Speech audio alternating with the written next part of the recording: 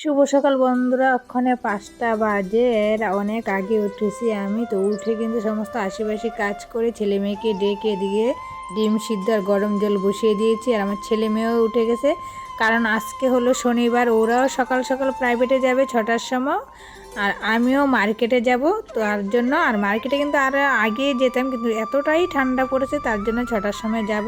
তো দেখতেই পাচ্ছ ছেলে মেয়ে আমি একসাথে ব্রাশ করছি, আর তোমাদের দাদাভাই মা ওরা ঘুমাচ্ছে, ওরা উঠে কি করবে তার কারণে। আর ওদেরকে আমি একটু মুখ টুক ধুয়ে দিয়ে গরম জল দিয়ে দিয়েছি, ওরা খাচ্ছে। এবার ডিম সিদ্ধ নিয়ে এসেছি, আমার মেয়ের অবস্থা দেখো, খাবে না এই করে, মানে খেতেই চায় না ডিম আর দুধ। আমার ছেলে খেয়েছে ডিমের সাদা অংশটা শুধু খেয়েছে, কুসুমটা রেখে দিয়েছে আমার জন্য। তো আমার কিন্তু খেতে খুব ভালো লাগে, শুধু মোটা হয়ে যাচ্ছি তার কারণে ডিমটা খেতে চাই না।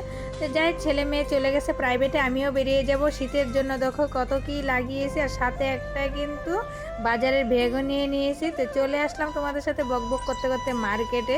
তো এখানে দেখো কাকিমা আমার সাথে এসছে, তো কাকিমা স্টল নেবে। আর আমি কাপড়গুলো দেখছি, এই সুতির বেনারসিগুলো কি সুন্দর দেখো বন্ধুরা, তোমাদের কেমন লাগছে অবশ্যই কমেন্টে জানাবে। সুতির বেনারসি তো খুব ব্যাঘাতটা করছে এই দাদা নিতে। তো আমি বলছি না, নেব না, একমাত্র মানে কোনো সিজনে, মানে ঈদে বা পুজোতে নেব।